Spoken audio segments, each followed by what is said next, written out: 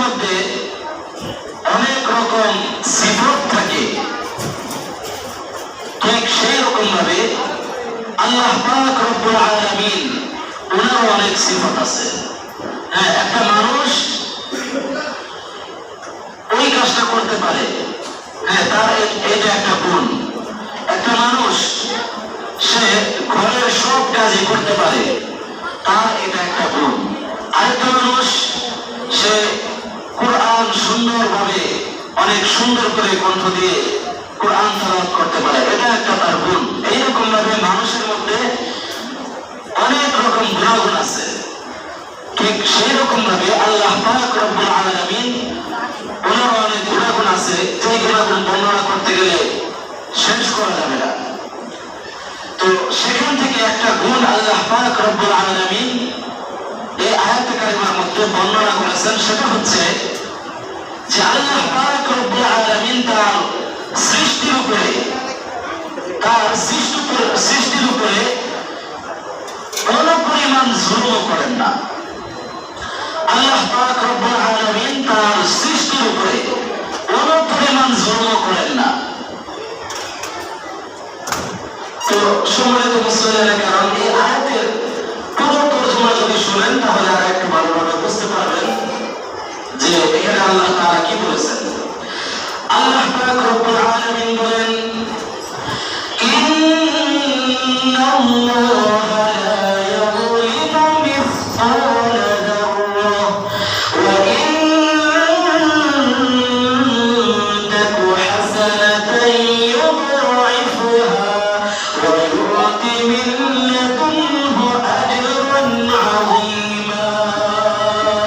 আল্লাহ পাক রব্বুল আলামিন বলেন, নিশ্চয়ই আল্লাহ পাক রব্বুল আলামিন তার সৃষ্টির উপরে অনুপরিমাণ জুলুম করেন না।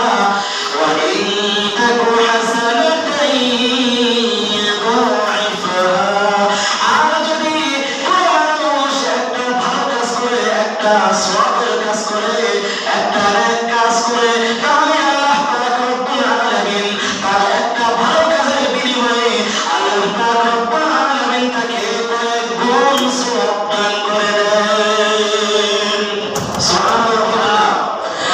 আর আল্লাহ পাক রব্বুল আলামিন বলেন, ওয়া ইউ'তি মিন লাদুনহু আজরান আযীমা, যে আল্লাহ পাক রব্বুল আলামিন তার জন্য আরো বেশি তার নিজের পক্ষ থেকে পুরস্কার রয়েছে। আমার ভাইরা, আমার বন্ধুরা রে, আল্লাহ পাক রব্বুল আলামিন তার বান্দার উপরে অনুপরিমাণ জুলুম করেন না, বরঞ্চ তার উল্টা আল্লাহ পাক রব্বুল আলামিন একটা ভালো কাজের বিনিময়ে কয়েক গুণ সওয়াব দান করে দেন। শুধু কি এইটুকুই না, তার পরবর্তীতে আল্লাহ পাক রব্বুল আলামিন আখিরাতে তার জন্য আল্লাহ তাআলার পক্ষ থেকে আরো বেশি পুরস্কার রয়েছে। এই জন্য ভাইরা আমার, বন্ধুরা আমার, আল্লাহ পাক রব্বুল আলামিন তার সৃষ্টির উপরে অনুপরিমাণ জুলুম করেন না। আল্লাহ পাক রব্বুল আলামিন তার সৃষ্টির উপরে অনুপরিমাণ জুলুম করেন, এটা তো চিন্তা করা যায় না। তার বিপরীতে আল্লাহ পাক রব্বুল আলামিন যে তার বান্দাকে একটা ভালো কাজের বিনিময়ে কয়েক গুণ সওয়াব দান করে দেন, এটা হচ্ছে আল্লাহ তাআলার দয়া। এটা কি?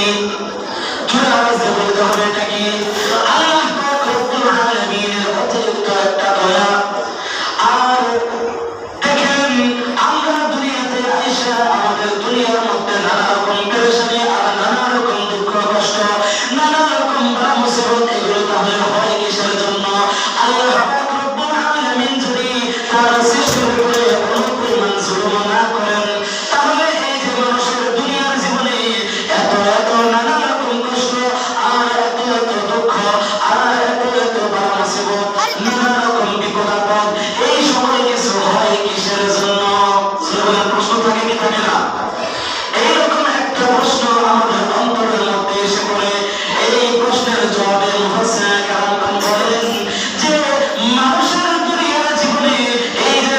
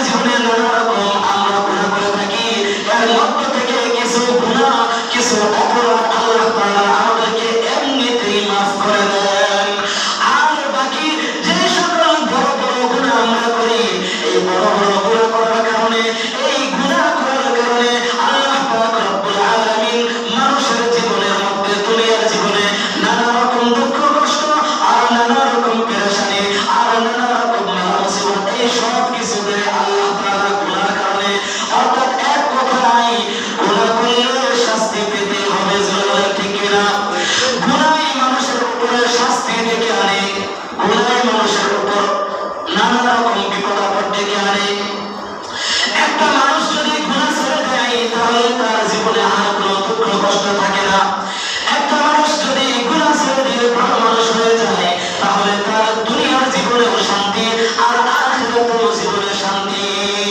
কারণ হচ্ছে গুনার স্বভাবই হচ্ছে আগুনে নিক্ষেপ করা, গুনার স্বভাবই হচ্ছে আগুনে নিক্ষেপ করা। এই জন্য কোনো ব্যক্তি যদি গুনাহ করে তাহলে তার দুনিয়ার জীবনে অশান্তি হবে। গুনার স্বভাবই হচ্ছে আগুনে নিক্ষেপ করা, দুনিয়ার জীবনে নানা রকম বালা মুসিবতের আগুনের মধ্যে ফেলা, আর আখিরাতের মধ্যে দুজকের আগুনের অশান্তি। এই জন্য আমার বন্ধুরা আমার গুনাহ ছেড়ে দিতে হবে, কারণ গুনার স্বভাবই হচ্ছে আগুনে নিক্ষেপ করা। তার বিপরীতে ইবাদতের স্বভাবই হচ্ছে শান্তি দান করা, ইবাদতের স্বভাবই হচ্ছে শান্তি দান করা। ইবাদত যদি করেন, আল্লাহ তাআলার ইবাদত বন্দেগী যদি করেন, তাহলে দুনিয়ার জীবনেও শান্তি পাইবেন আর আখিরাতের জীবনেও শান্তি পাইবেন। আমার ভাইয়েরা, আমার বন্ধুরা, মানুষের প্রত্যেকটা মানুষের একটা স্বভাব থাকে, প্রত্যেকটা মানুষের মধ্যে একটা স্বভাব থাকে। এই স্বভাবটা অনেক কষ্ট করেও ছাড়ানো যায় না, বলেন ঠিক কিনা? মানুষের মধ্যে যদি একটা স্বভাব থাকে, ওই স্বভাবটা আপনি যতই কষ্ট দেন না কেন, আপনি তাকে যতই মানেন না কেন, আপনি তাকে যতই বুঝেন না কেন, ওই তার স্বভাবটাকে দূর করা অনেক মুশকিল। কিন্তু শেষ পর্যন্ত ওই স্বভাবটা দূর করা কিন্তু সম্ভব আছে। আপনি যদি চেষ্টা করেন তাহলে ওই স্বভাবটা দূর করা সম্ভব, কিন্তু অনেক কঠিন। ঠিক সেই রকম ভাবে আপনি যদি আপনার যদি গুনাহ করার অভ্যাস থেকে থাকে, তাহলে এই গুনাহ করার অভ্যাসটা ছেড়ে দেওয়া অনেক কঠিন। কিন্তু ছেড়ে দেওয়া কঠিন হলেও এটা অসম্ভব কিছু না। আপনি যদি আপনার দুনিয়ার জীবনে যদি গুনাহ ছেড়ে দেন, তাহলে গুনাহর স্বভাবই হচ্ছে ইবাদতের স্বভাবই হচ্ছে শান্তি দান করা। আপনি গুনাহ ছেড়ে দিয়ে যদি আপনি ইবাদত বন্দেগী করেন, আল্লাহ তাআলার হুকুম আহকাম মানেন, আল্লাহ তাআলার জিকির আজকার করেন, তাহলে আপনার দুনিয়ার জীবনেও শান্তি আর আখিরাতের জীবনেও শান্তি। বলেন ঠিক কিনা? আমার ভাইরা, আমার বন্ধুরা, এই গুনাহ আমরা কিভাবে ছাড়বো? মুফাসসিরিন কেরামগণ বলেন যে গুনাহ ছাড়তে হলে আগে আমাদেরকে বুঝতে হবে যে এই যে আমাদের জীবনে নানা রকম দুঃখ কষ্ট আর বালা মুসিবত আসে, এগুলো হয় কিসের জন্য? জোরে আওয়াজ দিয়ে বলতে হবে। এই নানা রকম দুঃখ কষ্ট, নানা রকম অশান্তি আমাদের জীবনে, এই সকল কিছু হয় কিসের জন্য? জোরে আওয়াজ দিয়ে বলেন, কিসের জন্য? গুনার জন্য হয়। এই জন্য এটা বোঝার জন্য একটা উদাহরণ দিই, যে মনে করেন আপনি একটা রাস্তা দিয়ে হেঁটে যাচ্ছেন, আর হেঁটে যাওয়ার সময় আপনি এদিক ওদিক তাকায় হাঁটতেছেন, হঠাৎ করে আপনার পায়ের মধ্যে বিদ্যুতের একটা কারেন্টের একটা তার পড়ে গেছে। আর দেখবেন অনেক সময় রাস্তাঘাটে অনেক রকম ভাবে কারেন্টের তার ছিঁড়ে রাস্তায় পড়ে থাকে। তো আপনি হাঁটতেছেন, হঠাৎ করে আপনি তো এদিক ওদিক তাকায় হাঁটতেছেন, হঠাৎ করে আপনার পায়ের মধ্যে ওই ছিঁড়া তারটা পড়ে গেছে। তখন আপনার কষ্ট হবে কি হবে না? একটা কারেন্টের তার যদি আপনার পায়ের মধ্যে লাগে, তাহলে কারেন্টে শর্ট করবে কি করবে না? কারেন্টে যদি আপনার পায়ের মধ্যে শর্ট করে, তাহলে আপনার কষ্ট হবে কি হবে না? কষ্ট হবে। তখন আপনি যদি চিন্তা করেন যে আমার পায়ের মধ্যে তো কারেন্টের তার পড়ে গিয়েছে, আমার কষ্ট হইতেছে, সুতরাং এই কষ্টকে দূর করতে হবে কিভাবে? আমি কি করি? আমি আমার হাত দিয়ে, আপনি আপনার হাত দিয়ে ওই কারেন্টের তারটাকে আপনি সরানোর চেষ্টা করলেন। আপনি যদি এই কাজ করেন, আপনার পায়ে কারেন্টের তার পড়ার পরে আপনি যদি আপনার হাত দিয়ে সেটাকে সরাইতে চান, তাহলে কি আপনার দুঃখ কষ্ট বাড়বে কি বাড়বে না কমবে? বাড়বে। কারণ যখন আপনার পায়ে লেগেছিল তখন আপনার পায়ে কষ্ট হইতেছিল, কিন্তু আপনি যখন আপনার হাত দিয়ে ধরলেন, তখন আপনার হাতের মধ্যেও কিন্তু কারেন্টের শর্ট করবে, তখন আপনার পায়ে কষ্ট পাইবেন, হাতের মধ্যে কষ্ট পাইবেন। সুতরাং আপনার এই কাজ করার কারণে আপনার কষ্ট কিন্তু কমল না, বরঞ্চ আপনার কষ্ট আরো বেড়ে গেল। বলেন ঠিক কিনা? এই জন্য আগে আপনাকে বুঝতে হবে যে এই যে দুনিয়ার জীবনে আপনার কষ্ট, নানা রকম বালা মুসিবত, এই আপনার অশান্তি হয় কিসের জন্য? তার কারণ খুঁজে বের করতে হবে। আপনি এখন যখন কারণ খুঁজে বের করতে পারলেন যে এই কারেন্টের তারের একটা সুইচ আছে, এই সুইচটাকে যদি আমি বন্ধ করে দেই, তাহলে আর আমার শরীরে শর্ট করবে না। বলেন ঠিক কিনা? আর আপনি তখন যখন আপনি কারেন্টের সুইচটাকে বন্ধ করে দিবেন, তখন আর আপনার কোনো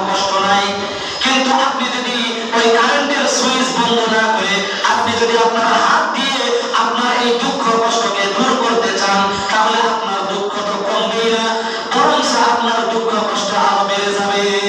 ঠিক কিনা? এই জন্য ভাইরা আমার, বন্ধুরা আমার, মুফাসসির কেরামগণ বলেন, আপনি যদি আপনার দুনিয়ার জীবনের নানা রকম দুঃখ কষ্ট আর পেরেশানি আর বালা মুসিবত, দুনিয়ার জীবনের অশান্তি যদি আপনি দূর করতে চান, তাহলে এক নম্বরে আপনাকে করতে হবে কি? চলে আসতে বলেন, কি করতে হবে? গুনাহ ছেড়ে দিতে হবে। গুনাহ ছেড়ে দিতে হবে। দেখেন, আমরা আমাদের জীবনে প্রত্যেকটা দিন আমরা 5 বার একটা বড় একটা গুনাহ করি। আমরা সকলেই জানি, সকলেই বুঝি, কিন্তু তারপরে আমরা বুঝেও না বোঝার প্রান্তরে থাকি। আমাদের আল্লাহ পাক রব্বুল আলামিন আমাদের উপরে প্রত্যেকটা দিন 5 ওয়াক্ত নামাজকে ফরজ করেছেন। এই 5 ওয়াক্ত নামাজ যদি কেউ না করে, তাহলে তার গুনাহ হবে কি হবে না? আর এই গুনাহটা কি সাধারণ একটা গুনাহ না? এটা তো সাধারণ একটা গুনাহ না, অনেক বড় ধরনের একটা গুনাহ। কিন্তু আমরা সকলে এটা জানি যে আমরা যদি নামাজ না পড়ি তাহলে আমাদের গুনাহ হয়। আমরা জানি, কিন্তু তারপরে প্রত্যেকটা দিন 5 বেলা আমরা গুনাহ এটা করতেছি। 5 বেলা আমরা নিয়মিত গুনাহ করতেছি নামাজ না পড়ার মাধ্যমে। এটা আমরা জানতেছি, বুঝতেছি, কিন্তু তারপরেও জেনে বুঝে না বোঝার বান্ধবে থাকতেছি। এই যে আপনি গুনাহ করলেন, এই গুনাহ করার কারণে আপনার জীবনে অশান্তি হবে কি হবে না? জোরে কথা বলেন। আপনার জীবনে অশান্তি হবে কি হবে না? একটু আগে বললাম যে গুনাহ করার কারণে আমাদের জীবনে কি আসে? দুঃখ কষ্ট আসে। এই যে আমাদের দুনিয়ার জীবনের যত অশান্তি আছে, এই সব অশান্তি আসে কিসের কারণে? জোরে বলেন, কিসের কারণে? গুনাহর কারণে। তাহলে এই যে আপনি প্রত্যেকটা দিন 5 বেলা নিয়মিত আপনি রুটিন করে ফেলেছেন, হ্যাঁ, নিয়মিত আপনি জেনে বুঝে আপনি গুনাহটা করতেছেন, তাহলে আপনার জীবনে অশান্তি আসবে না কিসের জন্য? আপনি বলেন। আপনি নিজেই তো আপনি অশান্তি আপনার জীবনে ডেকে আনতেছেন। আপনি নিজের অশান্তি আপনি ডেকে আনতেছেন গুনাহ করার মাধ্যমে। তাহলে এখানে আল্লাহ তাআলার কি কোনো দোষ আছে? হ্যাঁ, অন্য কোনো মানুষের দোষ আছে? নাই, দোষ আপনার। তারপরে দেখেন, সুদ এমন পরিমাণে বাড়ছে, সুদ এমন পরিমাণে বাড়ছে যে এটা নিয়ে আর কথা বলার ইচ্ছাই নাই। এটা নিয়ে কি কথা বলবো? এটা আমরা সকলেই জানি। এটা শুনতে শুনতে আমাদের আর শুনতে এখন আর ভালো লাগে না। কিন্তু তারপরেও দেখেন, আমাদের যে রকম এই সুদের কথা শুনতে ভালো লাগে না, ঠিক তো লাগে, ঠিক সেরকম ভাবে এই সুদটাও কিন্তু অতিরিক্ত মাত্রায় হয়ে গেছে। গ্রামে গঞ্জে প্রত্যেকটা মানুষ সুদের সাথে জড়িত। আপনি, আমি, আমার নিজের অজান্তে আমি সুদের সাথে জড়িত। আমরা সকলেই মাসালা জানি যে যে সুদ খাইবে, যে সুদ দিবে, যে সুদের সাক্ষী থাকবে, এবং এই সুদের সাথে যারা সম্পৃক্ত থাকবে কোনো না কোনো ভাবে, তারা সকলেই হচ্ছে একই রকম গুনাহগার। জোরে ঠিক কিনা? একই রকম গুনাহগার। আর আমরা এটাও জানি যে কোনো ব্যক্তি যদি সুদের সাথে সংযুক্ত থাকে, সুদ খায়, সুদ দেয়, তাহলে এই সুদের গুনাহ হচ্ছে যে তার নিজের মায়ের সাথে 42 বার জিনা করার সমপরিমাণ গুনাহ। নাউজুবিল্লাহ, তা আসতে বলেন। একটা টাকা যে সুদের খায়, সে তার নিজের মায়ের সাথে 42 বার জিনা করার গুনাহ তার আমলনামায় লিখে দেওয়া হয়। আর আমরা একটা টাকা তো এক টাকা কি, আমরা লাখ লাখ টাকা, কোটি কোটি টাকা আমরা সুদ খাইতেছি প্রতিনিয়ত। সুদ খাইতেছি, সুদ দিতেছি। আমরা জানি যে সুদ এটা হচ্ছে হারাম, তারপর আমরা করতেছি। তাহলে এই যে আপনি যে সুদ খাইতেছেন, আপনি গুনাহ করতেছেন কি করতেছেন না? তাহলে আপনি সুদ খাওয়ার মাধ্যমে গুনাহ করতেছেন, আর আপনি এদিকে আল্লাহ তাআলার কাছে শান্তি চান। হ্যাঁ, আপনি নামাজ না পড়ে আপনি গুনাহ করতেছেন, আপনি সুদ খেয়ে আপনি গুনাহ করতেছেন, অথচ আপনি আল্লাহ তাআলার কাছে কি চান? জোরে কথা বলেন না, কি চান? শান্তি চান। আপনার শান্তিটা হবে কিভাবে? আমি কি আপনাদেরকে বুঝাইতে পারলাম কিনা? শান্তিটা হবে কিভাবে? তারপরে দেখেন আমরা ঘুষ খাইতেছি, হ্যাঁ আমরা জিনা করতেছি, তাহলে আমাদের শান্তিটা হবে কিভাবে? আমাদের সংসারের জীবনে, হ্যাঁ আমাদের ব্যক্তিগত জীবনে আমাদের শান্তিটা আসবে কোথা থেকে? আমরা জেনে বুঝে গুনাহ করতেছি প্রতিনিয়ত, প্রত্যেক দিন আমরা রুটিন করে, হ্যাঁ আমরা 5 বেলা আমরা গুনাহ করতেছি, আর এদিক দিয়ে গুনাহ করতেছি, আবার এদিক দিয়ে আমরা আল্লাহ তাআলার কাছে শান্তি চাইতেছি যে আল্লাহ আপনি আমার সংসারে শান্তি দান করে দেন, আপনি আমার জীবনে শান্তি দান করে দেন। সম্ভব? কথা বলেন সম্ভব? না, সম্ভব না। আপনার জীবনে শান্তি আসবে তখনই যখন আপনি আপনার গুনাহকে ছেড়ে দিবেন। বলেন ঠিক কিনা? তাহলে আমরা কি 5 বেলা নামাজ পড়তে রাজি আছি ইনশাআল্লাহ? আমরা কি সুদ খাইতে রাজি আছি ইনশাআল্লাহ? আচ্ছা, আমরা আজকে থেকে ওয়াদা করি আমরা কেউ সুদ খাবো না। কে কে রাজি আছেন ইনশাআল্লাহ? হাত নামান। আমরা আজকে থেকে ঘুষ খাবো না। রাজি আছেন কে কে ইনশাআল্লাহ? আচ্ছা, হাত নামান। আমরা আজকে থেকে জিনা করবো না। কে কে রাজি আছেন ইনশাআল্লাহ? হাত নামান। এখন আমরা অনেকে মনে মনে প্রশ্ন আসতে পারে যে জিনা কিভাবে করবো? আমরা তো জিনা করি না। হ্যাঁ, আমরা অনেকেই জানি, আবার অনেকেই জানি না। যারা জানি না তাদের উদ্দেশ্যে একটু কথা সংক্ষিপ্ত আকারে বলে দিই। হ্যাঁ, আপনি হয়তো ভাবতে পারেন যে আমি তো জিনা করি না, কিন্তু আসলে আপনি আপনার নিজের অজান্তে আপনি জিনা করতেছেন। হ্যাঁ, আপনি রাস্তা দিয়ে হেঁটে যাচ্ছেন, যাওয়ার সময় আপনার সামনে একটা বেগানা নারী পড়ে গেছে। আপনি এই যে চাইছেন তো চাইছেন, আপনার চোখ আর সরে না। আপনার চোখের জিনা হলো কি হলো না? জোরে কথা বলেন, চোখের জিনা হয়েছে কি হয় নাই? হয়েছে। এটা হচ্ছে চোখের জিনা। হ্যাঁ, তারপরে আপনার কান আছে, আমাদের সকলের কান আছে। এই কানের মাধ্যমে আমরা কি করি? শ্রবণ করি। আপনি যদি কোন একটা বেগানা নারীর কণ্ঠ যদি আপনি কান দ্বারা শ্রবণ করেন, হ্যাঁ তাহলে আপনার চোখটা, আপনার কানের জিনা হলো কি হলো না? কথা বলেন, কানের জিনা হলো কি হলো না? হলো। আপনার এই কান দিয়ে যদি আপনি গান শুনেন, আপনি যদি গান বাদ্য শুনেন, তাহলে আপনার গুনাহ হলো কি হলো না? হলো। তারপরে আসেন আমাদের মুখ, জবান।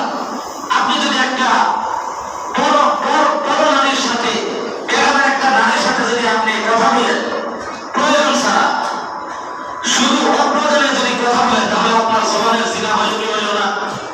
হলো। আপনি যদি কোনো একটা বেগানা নারীর সাথে ঘুরতে যান, বেড়াইতে যান, আপনি যে একটা বেগানা নারীর সাথে আপনি তাকে সাথে নিয়ে আপনি কোনো একটা জায়গায়, একটা পার্কে বেড়াইতে গেলেন, ঘুরতে গেলেন, এই পা দিয়ে হেঁটে হেঁটে আপনি যাইলেন, আপনার পায়ের জিনা হলো কি হলো না? এইভাবে প্রত্যেকটা অঙ্গ প্রত্যঙ্গের দ্বারা আমরা প্রতিনিয়ত আমাদের নিজের অজান্তে আমরা কি করতেছি? গুনাহ করতেছি, জিনা করতেছি, আমরা বুঝতেই পারতেছি না। তো এই জন্য আমাদেরকে কি করতে হবে? এই সব রকম গুনাহ থেকে আমাদেরকে বেঁচে থাকতে হবে। আমরা যদি আমাদের জীবনটাকে গুনাহমুক্ত জীবন করতে পারি, তাহলে আমাদের দুনিয়ার জীবনের শান্তি আসা সম্ভব। গ্যারান্টি। আপনি যদি আপনার জীবন থেকে গুনাহকে বাদ দেন, গুনাহ বাদ দিয়ে যদি আপনি আল্লাহ তাআলার ইবাদত বন্দেগী করতে থাকেন, তাহলে আমি আপনাকে গ্যারান্টি দিলাম আপনার সংসারে, আপনার জীবনে অশান্তি নামক কোনো জিনিস থাকবে না। বলেন ঠিক কিনা? আর যদি আপনি গুনাহ ছাড়তে না পারেন, তাহলে আপনি যত আল্লাহ তাআলার কাছে বলেন না কেন যে আল্লাহ আমাকে আপনি শান্তি দান করেন, শান্তি হবে না। আমরা কি করি? সচরাচর আমাদের সমাজে যেটা হয় যে আমরা এদিক দিয়ে সুদ খাইতেছি, ঘুষ খাইতেছি, জিনা করতেছি, নামাজ পড়তেছি না, কিন্তু এদিক দিয়ে আমরা যখনই আমরা বিপদে পড়ি, আলা মুসিবতে পড়ি, তখনই আমরা হুজুরের কাছে আসি। আসার পর হুজুরকে বলি, হুজুর একটা খতম পড়াই দিয়ে, একটা খতম পড়ে আমার জন্য দোয়া করেন,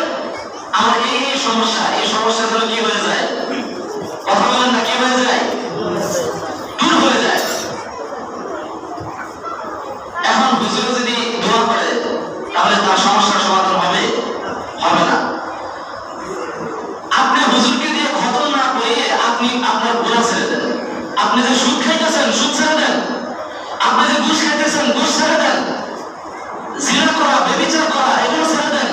5 ওয়াক্ত নামাজ ঠিকমতো পড়েন, ফরজ রোজাগুলো আপনি ঠিকভাবে আদায় করেন, তাহলে আপনাকে হুজুরের কাছে যাইতে হবে না। বলে ঠিক কিনা?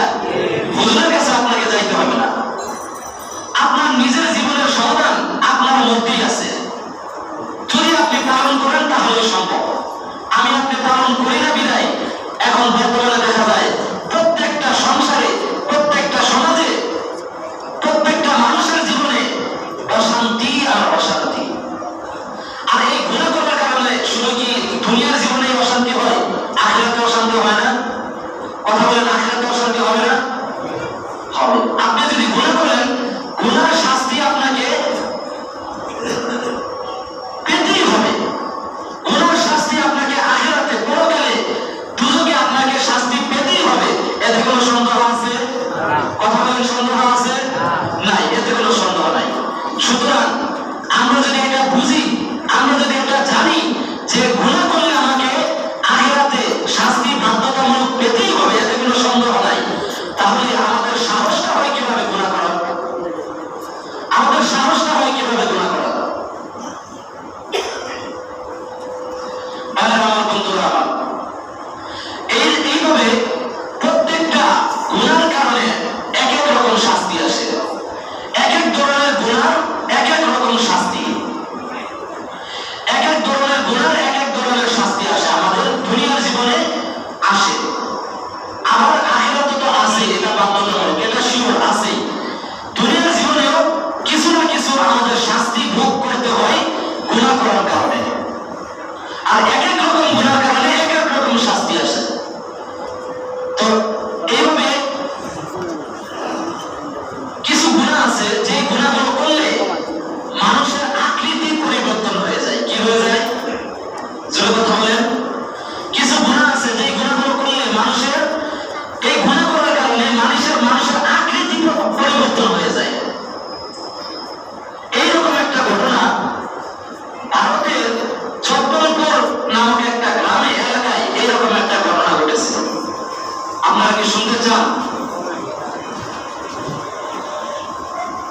একটা মহিলা ছিল, এই মহিলাটার কিছু অনেক বছর হয়েছে, বিয়ে হয়েছে, কিন্তু সন্তান হয় না।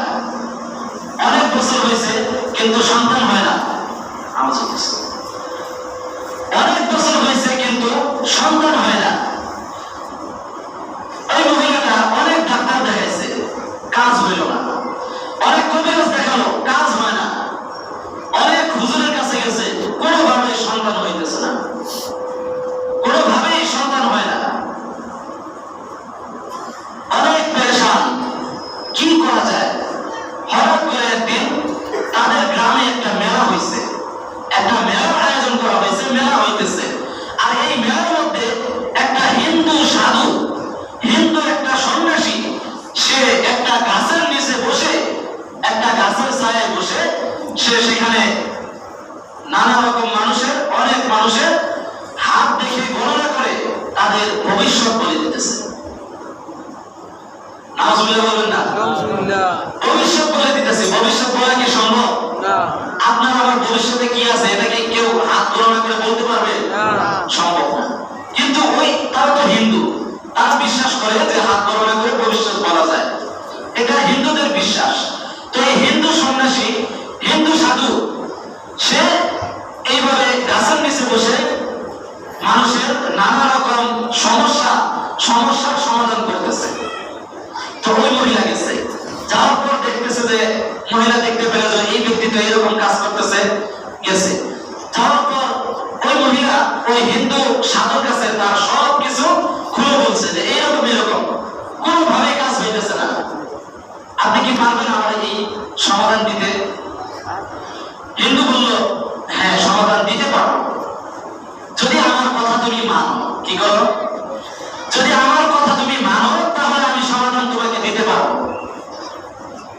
তো এই হিন্দু এমন একটা কথা বলছে, যে কথাটা শুনলে একজন ইমানদার মুসলমানের, একজন মুমিন মুসলমানের ঠিক থাকা সম্ভব না, একজন ইমানদার মুসলমানের সহ্য করা সম্ভব না।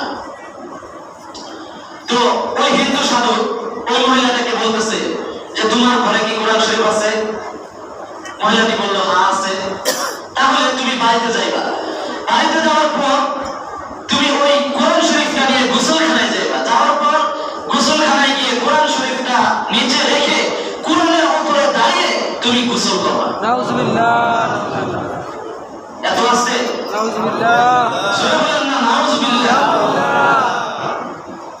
বলেন কার না রক্তটা গরম হয়?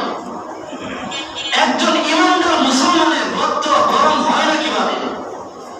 একজন মুসলমানের অন্তরে যদি বিন্দু পরিমাণ ঈমান থেকে থাকে, এই কথা শোনার পর ওই সন্ন্যাসীকে, ওই হিন্দু ব্যক্তিকে ওইখানে আঘাত করা ছাড়া কোনো উপায় থাকে না। কিন্তু ওই মহিলা গুনাহ করতে করতে তার ঈমান এত পরিমাণে দুর্বল হয়ে গেছে, সে এই কথা শোনার পরেও তার কোনো খারাপ লাগলো না, বিন্দু পরিমাণ খারাপ লাগলো না। সে বললো ঠিক আছে, চলে গেল বাড়িতে। বাড়িতে যাওয়ার পর তার শাশুড়িকে বললো সবকিছু বলে যে এই হিন্দু ব্যক্তি আমাকে এরকম বলছে। তার শাশুড়ি বললো সাবধান, এই কাজ ভুলেও করা যাবে না, সাবধান, এই কাজ ভুলেও করা যাবে না। এই কাজ যদি তুমি করো আমি তোমাকে নিষেধ করতেছি। বৌমা সাবধান, এই কাজ করবো না। যদি এই কাজ তুমি করো তাহলে আল্লাহ তাআলার কোরআনের সাথে যারা বেয়াদবি করে তাদের জীবন ধ্বংস হয়ে যায়। কি হয়ে যায়? ধ্বংস হয়ে যায়। সাবধান, এই কাজ করবা না। কয়েকদিন যাওয়ার পর সকালবেলা শাশুড়ি উঠে রান্না করতেছে। তো প্রতিদিনের মতো রান্না করতেছে, বৌমা তো একটু সাহায্য করে। অনেক বেলা হয়ে গেছে, রান্নার শেষ পর্যায়ে বৌমা নাই। হঠাৎ করে মনে পড়ছে যে বৌমা কোথায় গেল, এখনো পর্যন্ত কোনো খোঁজ খবর নাই। দেখি তো, গিয়ে ঘরে গিয়ে দেখি কি করে। ঘরে গেছে, যাওয়ার পর দেখে ঘরে নাই। যেখানে কোরআন শরীফটা রাখা থাকে, কোরআন শরীফের দিকে তাকাইছে, কোরআন শরীফও নাই। মহিলাটা চমকে গেছে, ভয় পেয়ে গেছে, ইন্না লিল্লাহ, না জানি ঘটনা ঘটে গেছে।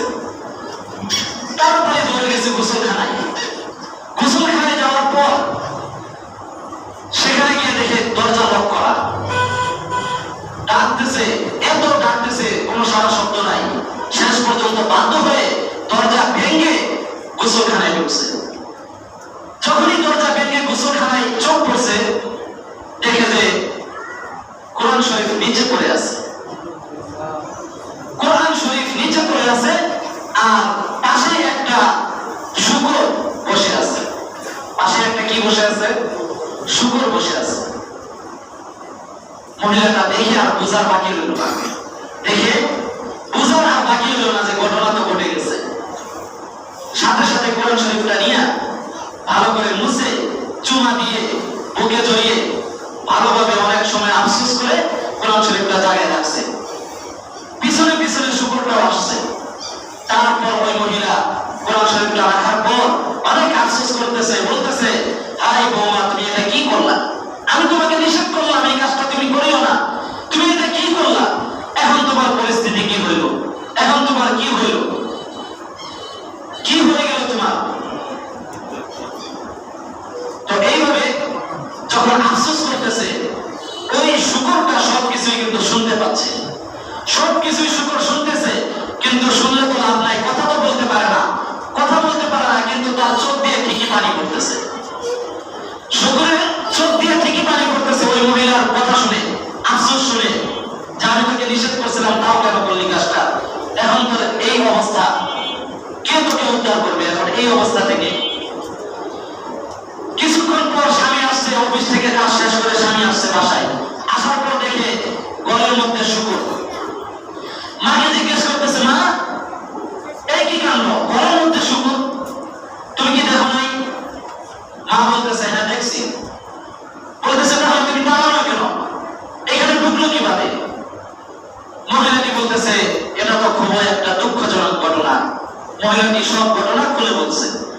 বলার পর স্বামী তো অনেক ফায়ার, অনেক রাগান্বিত হইয়া সে বলতেছে যে আমি আর তাকে বাঁচিয়ে রাখবো না, এই শূকরটাকে আমি মেরে ফেলবো। সে সাথে সাথে একটা বন্দুক নিচে নিয়ে গুলি করে মেরে ফেলবে। তখন সাথে সাথে ওই মহিলাটা তার ছেলেকে ফিরাইছে। তার ছেলেকে ধরে বলতেছে, বাবা সাবধান, তুমি এই কাজ করো না। তুমি বন্দুক দিয়ে গুলি করে ওই শূকরটাকে মারার কোনো প্রয়োজন নাই। হ্যাঁ, যে জায়গায় আল্লাহ পাক রব্বুল আলামিন কোরআন শরীফকে অবমাননা করার কারণে আল্লাহ তাআলা তাকে ওই মহিলাকে শাস্তি দিয়েছেন, শাস্তি দিয়ে মানুষ থেকে শূকর বানিয়ে দিয়েছেন। হ্যাঁ, এত বড়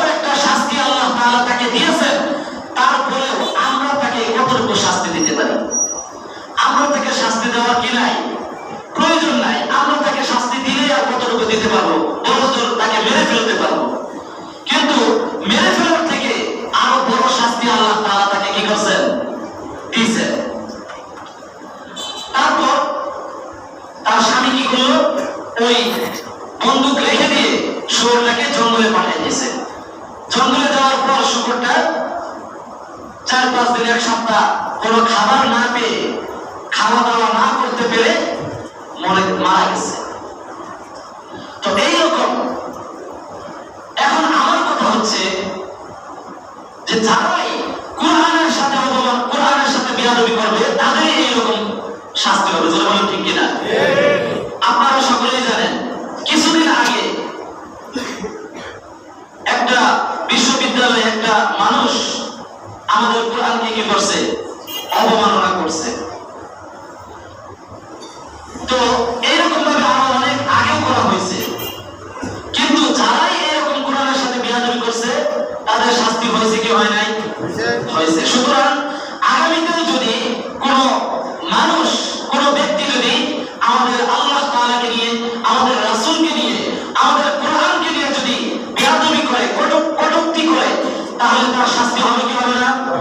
হবে। এই জন্য আমরা সকলে সাবধান। আমরা যাই করি না কেন কোরআনের সাথে কি করা যাবে না? বিয়াদবি করা যাবে না। আগামী জুমায় ইনশাআল্লাহ আরো দীর্ঘ আলোচনা হবে। কোরআনের সাথে অবমাননা করলে কি হয়, আল্লাহ এবং আল্লাহর রাসূলের সাথে অবমাননা করলে, কটূক্তি করলে কি হয়, এ সম্পর্কে আরো ভালো সুন্দর করে আলোচনা হবে ইনশাআল্লাহ। আজকে সময় সংক্ষিপ্ত, যার জন্য বলতে পারলাম না। আপনারা সকলে আগামী জুমা থেকে আগেভাগে চলে আসবেন। আগেভাগে আমরা 1টার মধ্যে আমরা নামাজ শেষ করে দিতে চাই। আমাদের সকলের ব্যস্ততা আছে, কাজ আছে, অফিস আছে। সুতরাং আমরা সকলেই চাই একটু আগেভাগে নামাজ শেষ করে দিতে। এই জন্য আপনারা যদি একটু আগেভাগে চলে আসেন তাহলে আগেভাগে আপনাদেরকে আমরা ছেড়ে দিতে পারবো। এই জন্য আমার ভাইরা, আমার বন্ধুরা, যা কিছু আলোচনা করলাম এখান থেকে একটা বিষয় আমরা ভালোভাবে বুঝতে পারলাম, সেটা হচ্ছে আমাদের দুনিয়ার জীবনে এবং আখিরাতের জীবনে সকল রকম অশান্তি যদি আমরা দূর করতে চাই তাহলে আমাদেরকে কি করতে হবে? গুনাহ ছাড়তে হবে। আমরা রাজি আছি তো ইনশাআল্লাহ?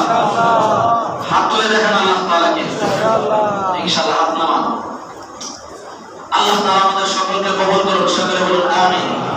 আল্লাহ পাক রব্বুল আলামিন আরো ভালোভাবে জেনে বুঝে তার উপর আমল করার তৌফিক দান করেন। সকলে বলুন আমিন।